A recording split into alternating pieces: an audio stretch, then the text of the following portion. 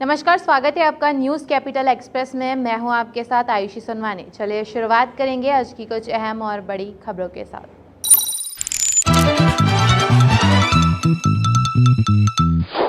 Chris Gayle ने video के जरिए पीएम मोदी को किया धन्यवाद। बंगाल विधानसभा चुनाव 2021 के लिए पूरी तरह से तैयार है भाजपा सरकार। बेमौसम बारिश पर बोले कमल पटेल। मुख्यमंत्री शिवराज सिंह चौहान ने वृक्षारोपण के संकल्प के तहत सीएम हाउस में नीम का पौधा लगाया। भाजपा प्रदेश कार्यालय में भाजपा नेता ने किया महिलाओं का यौन शोषण।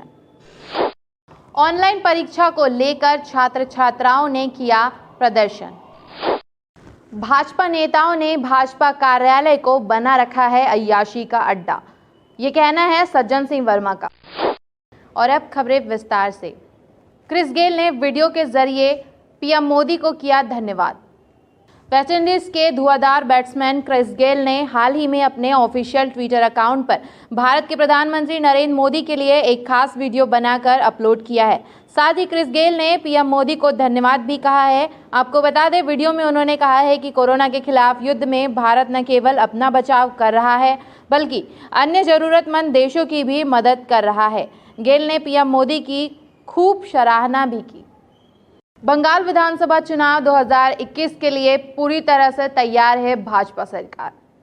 आगामी बंगाल विधानसभा चुनाव 2021 के लिए भाजपा ने अपनी तैयारी शुरू कर दी है। वहीं खबर है कि भाजपा 21 मार्च को घोषणा पत्र जारी कर सकती है।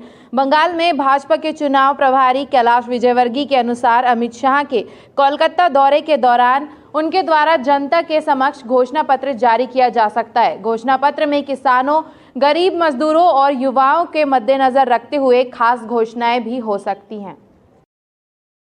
मुख्यमंत्री शिवराज सिंह चौहान ने वृक्षारोपण के संकल्प के तहत सीएम हाउस में नीम का पौधा लगाया। उन्होंने कहा कि नीम अद्भुत औषधि गुण है। कहते हैं कि नीम कड़वी होती है लेकिन अमृत जैसी होती है। आगे उन्होंने कहा कि आज पश्चिम बंगाल में मेरी 2 सभाएं हैं। चुनाव प्रचार के लिए वहां जा रहा हूं। बढ़ते संक्रमण को देखते हुए उन्होंने कहा कि कोरोना को लेकर गंभीर होने की जरूरत नहीं है। शिवराज ने जनता से कोरोना गाइडलाइन का पालन करने की अपील की है। आज सीएम हाउस में ही नीम का पौधा लगाया है। नीम में अद्भुत औषधि गुण हैं जो हमारे स्वास्थ्य के लिए, कहते हैं कि कड़वी होती नीम लेकिन अमृत जैसे हैं। वृक्षारोपण का जो अभियान है वो लगातार जारी है। भाजपा प्रदेश कार्यालय में भाजपा नेता ने किया महिलाओं का यौन शोषण। नानाजी देशमुख पुस्तकालय में यौन शोषण। भाजपा की 2 महिलाएं कार्यकर्ताओं का आरोप है कि भाजपा नेता ने उनके साथ यौन शोषण किया है। यौन शोषण पीड़ित भाजपा महिला कार्यकर्ताओं ने वीडियो बनाकर सोशल मीडिया पर पोस्ट करके मुख्यमंत्री से न्याय की मांग की है। लेकिन कुछ महीनों से मेरे साथ में जो अभद्र व्यवहार हो रहा है उस पुस्तकालय में, वो बहुत ही निंदनीय है। सबसे पहले तो मैं आपको यह बताना चाहती हूं कि पुस्तकालय में एक सज्जन बुजुर्ग ने 12 मार्च 2021 को शुक्रवार के दिन मेरे साथ में अभद्र व्यवहार किया। मेरे बाजू में आकर के वे बैठ गए और उन्होंने मेरी जांघ के ऊपर अपनी जांघ रख दी। कई बार उन्होंने मुझे अपने घर पर आने का भी न्योता दिया और वे यह भी कहते थे कि तुम्हारे पास में मोटरसाइकिल है इसलिए तुम मुझे मोटरसाइकिल से मेरे घर तक छोड़ दिया करो। और यही डोरी उन्होंने मेरी एक साथी के ऊपर भी डाली है। आइए आप उसी से सुन लीजिए कि उसके साथ में क्या व्यवहार हुआ है। आइए आप, आरती जी। नमस्ते, मैं आयुष दीदी के साथ पुस्तकालय गई थी। वहाँ पर एक बुजुर्ग व्यक्ति था जो मुझसे मीठी मीठी बात की। बाद में मेरे से नंबर ले लिए और फिर भाजपा नेताओं ने भाजपा कार्यालय को बना रखा है अय्याशी का अड्डा, ये कहना है सज्जन सिंह वर्मा का। आइए देखते हैं खास रिपोर्ट। मध्य प्रदेश के भाजपा कार्यालय में महिलाओं के साथ छेड़खानी का मामला सामने आया है, जहां 2 भाजपा महिलाओं कार्यकर्ताओं ने उनके साथ हो रहे यौन शोषण पर भाजपा के 2 नेताओं पर आरोप लगाते हुए कहा है कि प्रदेश कार्यालय के नेताओं द्वारा उनका यौन शोषण किया जा रहा है।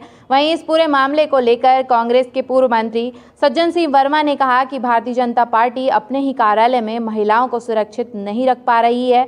प्रदेश की बेटी और महिलाओं को कैसे सुरक्षित रखेगी? और यही नहीं, उन्होंने मध्य प्रदेश भाजपा कार्यालय को अय्याशी का अड्डा कहते हुए कहा कि भाजपा के नेताओं ने भाजपा कार्यालय को अय्याशी का अड्डा बना दिया है। भारतीय जनता पार्टी के प्रदेश कार्यालय भोपाल में 2 बच्चियों ने, एक ने नहीं 2 बच्चियों ने आरोप लगाया कि भारतीय जनता पार्टी के भोपाल कार्यालय में हमारा यौन शोषण हो रहा है। भाजपा के कई वरिष्ठ नेता हमारा यौन शोषण कर रहे हैं। क्या कमल पटेल, विश्वास सारंग, शिवराज चौहान, नरेंद्र मोदी को ये नहीं दिखता कि तुमने तो भारतीय जनता पार्टी के दफ्तरों को अय्याशी का अड्डा बना लिया? तो इस समय तो तुम्हारी मानसिकता को धोने की और स्वच्छ करने की आवश्यकता है। पूरे देश का वातावरण भाजपाइयों ने दूषित कर रखा है। बेमौसम बारिश पर बोले कमल पटेल। मध्य प्रदेश के कई जिलों में हुई बेमौसम बारिश और ओलावृष्टि से किसानों को भारी नुकसान हुआ है, जिसको लेकर मध्य प्रदेश सरकार के कृषि मंत्री कमल पटेल ने प्रेस वार्ता कर किसानों को राहत देते हुए आश्वस्त किया है कि यह प्राकृतिक आपदा है, इस पर किसी का वश नहीं है। हमारी सरकार किसानों के साथ है। जैसा ही ओले गिरने की सूचना मिली, वैसे ही राजस्व मंत्री मेरे साथ मौजूद थे। किसानों को जो भी क्षति पहुंची है, हमारी सरकार 64 के तहत उन्हें मुआवजा देगी। मुख्यमंत्री शिवराज सिंह चौहान ने भी घोषणा कर दी है। अब ये प्राकृतिक आपदा है, आसमानी और सुल्तानी, इसके ऊपर किसी का बस नहीं है, लेकिन सरकार किसानों के साथ है। माननीय प्रधानमंत्री नरेंद्र मोदी जी, मुख्यमंत्री शिवराज जी, ये पंखे बंद कर देना। हमेशा हमारी सरकार, भारतीय जनता पार्टी की सरकार, गांव गरीब और किसानों की सरकार है। ऐसे संकट के समय सरकार किसानों के साथ खड़ी है। और जैसा कि मैंने बताया कि जैसे ही ओले गिरे थे, मैं खुद मौके पे गया, गोविंद सिंह जी राजपूत कृषि राजस्व मंत्री भी गए और मुख्यमंत्री जी ने भी घोषणा की कि किसान का जो भी क्षति हुई है उसको आरबीसी 64 के तहत हम राहत देंगे। हम बीमा का। मध्य प्रदेश में महिलाओं के खिलाफ यौन शोषण के मामले पर बोले के मिश्रा। प्रदेश कांग्रेस प्रवक्ता के मिश्रा ने भाजपा पर तंज कसते हुए कहा कि 2 महिलाओं ने यौन शोषण के आरोप लगाए हैं। किसी भी पार्टी के प्रदेश कार्यालय में इस तरह की घटना होना निंदनीय है और मुख्यमंत्री शिवराज सिंह चौहान और प्रदेश अध्यक्ष BD शर्मा को तत्काल दोषियों के खिलाफ कार्रवाई करना चाहिए। यह घटना बहुत दुर्भाग्यपूर्ण है। भारतीय जनता पार्टी इन दिनों सत्ता में है और सत्ता से संबद्ध राजनीतिक दल के दफ्तर में इस तरह की घिनौनी घटनाएं होना समूचे प्रदेश की मानवता और हमारी बहनों की सुरक्षा को लेकर जो सरकार के झूठे वायदे हैं उसकी पोल खोलने के लिए पर्याप्त है।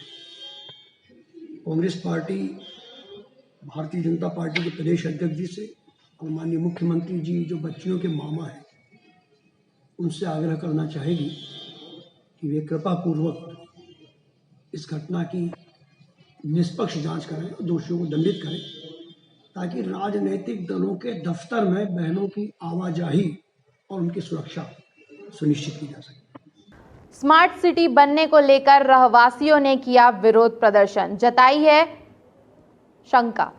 नाले पर अवैध निर्माण कार्य रोकने को लेकर रहवासियों ने विरोध प्रदर्शन किया है। साथ ही नाले पर हो रहे निर्माण को रोकने की मांग न्यायालय में चल रहा है। प्रकरण जब तक न्यायालय में फैसला ना हो तब तक रोके निर्माण सरकार से स्थानीय रहवासियों की है ये मांग।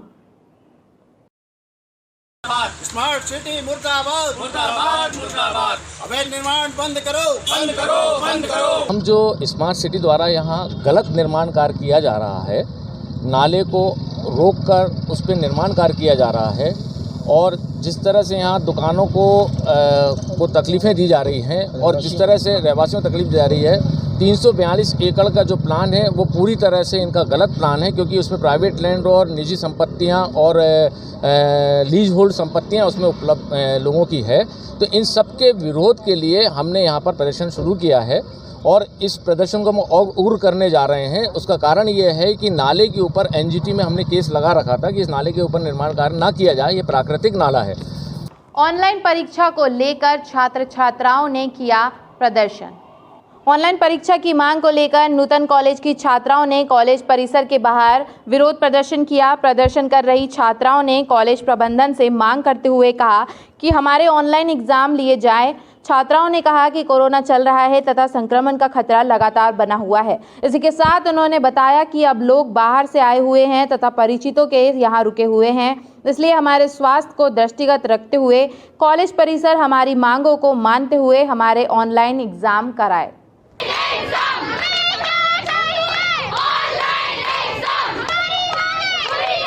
ये इसलिए कि हम लोग बाहर वाले हैं, हम लोग हॉस्टल में अभी रहते हैं। अभी हॉस्टल्स आपको पता ही है जैसे बंद है और अभी हम लोग जैसे तैसे प्रैक्टिकल के लिए मेंटेन करके आए हैं, रिलेटिव के घर कहीं भी रुक के आए हैं। तो अभी पॉसिबल नहीं है, एग्जाम के लिए हम लोग आएंगे तो हम लोग को 1-1.5 महीना इधर रुकना पड़ेगा, जो कि बिल्कुल पॉसिबल नहीं है। और आप देखिए केसेस भी कितना बढ़ रहा है, नाइट कर्फ्यू लग गया। आप बताइए हमारी सेफ्टी की जिम्मेदारी किसकी होगी? हम लोग को कल कोरोना हो जाता है तो कौन लेगा इसकी रिस्पॉन्सिबिलिटी? कॉलेज थोड़ी ना लेगा रिस्पॉन्सिबिलिटी। हम लोग के पेरेंट्स इतनी दूर हम लोग को रिस्क पे भेज रहे हैं तो वो यही चाहते हैं कि हम लोग के बच्चे की सेफ्टी मेंटेन रहे। बदलते मौसम को लेकर मौसम वैज्ञानिकों ने रेड अलर्ट जारी कर दिया है। मध्य प्रदेश में हो सकती है कई जगहों पे भारी बारिश।